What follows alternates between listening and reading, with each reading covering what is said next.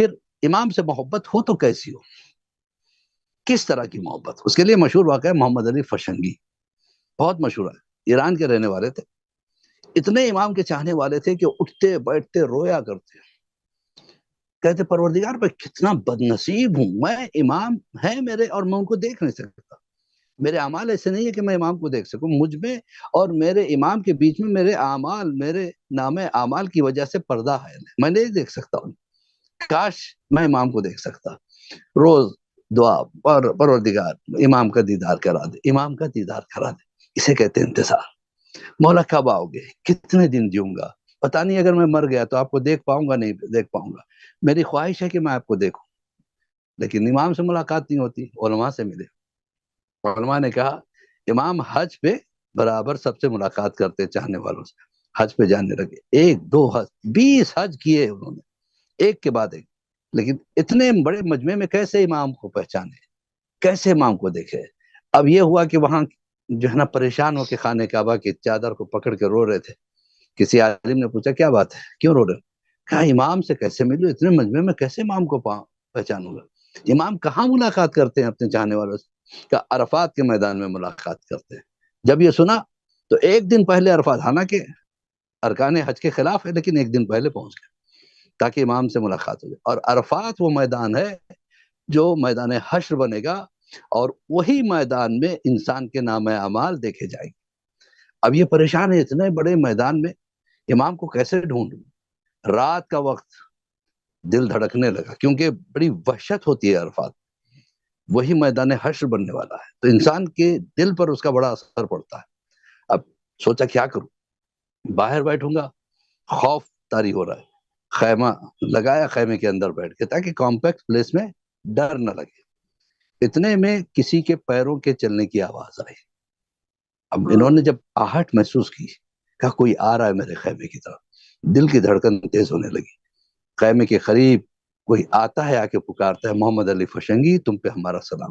حیران ہو گئے، عرفات کے میدان میں مجھے جاننے والا کون ہے، اتنی رات میں مجھے دیکھا نہیں، پہچان کیسے گیا؟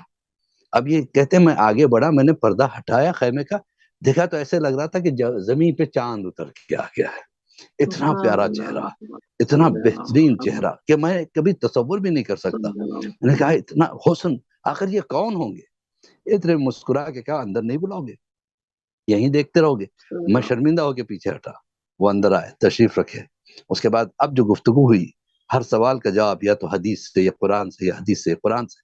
اب یہ حالت دیکھ کے میں سوچنے لگا کہ یہ کون ہے، یہ کون ہے، کہیں امام زمانہ تو نہیں؟ اب جیسے یہ تصور آیا، پھر سوچا نہیں، کسی غیر امام کو اگر میں امام کہہ دوں تو امام کی توہین ہوگی، یہ امام نہیں ہو سکتے، پھر کون ہو سکتے؟ ابھی سوچ ہی رہتے اتنے میں انہوں نے کہا کہ دیکھو اس وقت نماز شب کا وقت ہے، اجازت دو تو میں نماز شب ادا کروں۔ کہا سرکار میں آپ کے ساتھ ادا کر سکتا ہوں، بسم اللہ۔ کہتے ہیں کہ ایسی قرات میں نے کبھی نہیں سنی، ایسے نماز کا انداز میں نے کہیں نہیں سنا، میں انجوائے کرتا رہا ان کے ساتھ نماز پڑھتے پڑھتے۔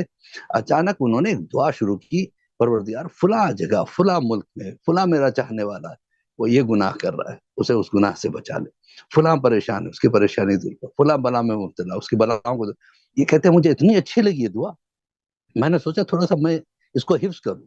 اچانک پلٹ کے پیچھے کہا دیکھو یہ ہمارے لیے تمہارے لیے نہیں ہے، یہ خاص ہے، عام نہیں ہے۔ اب پریشان ہو گئے، میری دل کی بات انہوں نے کیسے پہچانے، کہیں یہ امام تو نہیں ہے، کیوں نہ سوال کروں؟ کیسے سوال کیے؟ اب جیسا سوال ویسا جواب۔ کہا کہ سرکار میں نے سنا کہ امام عرفات میں تشریف لاتے، کہا بالکل آتے ہیں۔ کہا اپنے چاہنے والوں سے ملاقات بھی کرتے، کہاں بالکل ملاقات کرتے ہیں۔ جیسا سوال ویسا جواب مل رہا۔ کہا اچھا یہ بتائیے اس وقت میرا امام کہاں ہے؟ مسکرا کے کہا کہ اس وقت امام خیمے میں ہے۔ اب سوچا شاید امام اپنے خیمے میں ہوں گے، اب بھی نہیں پہچانا۔ دیکھیے یہ عجیب و غریب چیز ہے، غیبت جو ہے ایک عجیب فلسفہ ہے، ایک عجیب فلسفی ہے۔ اب اس کے بعد ان کا کہ چلو اب میرے جانے کے ٹائم ہے، مجھے سب سے ملاقات بھی کرنا ہے، مجھے اجازت دو۔ یہ کہہ کے جانے لگے، یہ تو تصور کر کے رہ گئے تھے۔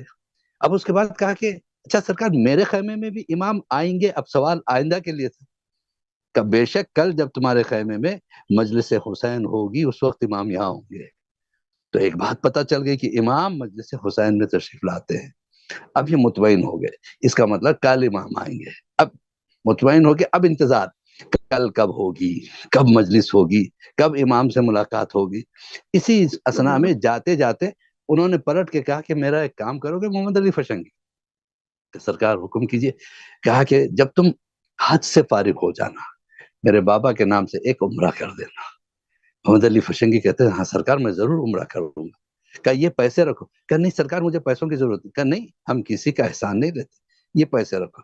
کہتے ہیں کہ میں نے پیسے لے لیے. اب وہ جاتے جاتے مڑ کے کہتے میرے بابا کا نام نہیں پوچھو گے؟ کہا ہاں سرکار بتائیے آپ کے بابا کا نام کیا؟ کہا میرے بابا کا نام امام حسن عسکری ہے. یہ کہہ کے غائب ہو گئے. محمد علی فشنگی روتے روتے وہیں بیٹھ گئے. یہ کیا ہو گیا؟ رات بھر میرا مولا میرے ساتھ تھا، رات بھر میرا امام میرے ساتھ تھا، میں نے امام کو پہچانا نہیں، مجھ سے کتنی بڑی غلطی ہوگی. یہاں تک کہ دن گزرا، دوسرا دن نمودار ہوا. رات گزرنے کے بعد جب وہ وقت آیا کہ لوگ اعمال سے فارغ ہونے کے بعد کہتے ہیں چلو مجلس حسین کیا جائے. کہا کہ ہاں ہاں مجلس حسین ہوگی.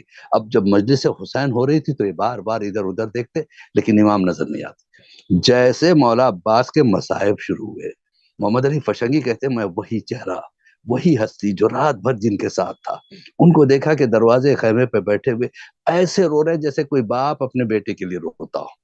محمد علی فشنگی نے چاہا کہ اٹھ کے چلا جاؤں، قدموں پہ گر جاؤں، معافی مانگوں، مولا میں نے آپ کو پہچانا نہیں، مجھ سے غلطی ہوگی. وہیں سے اشارہ کیا نہیں محمد علی فشنگی ابھی وقت نہیں آیا ہے، صبر کرو، یہ امام وقت ہوتا ہے. لیکن چاہت ایسے ہونی چاہیے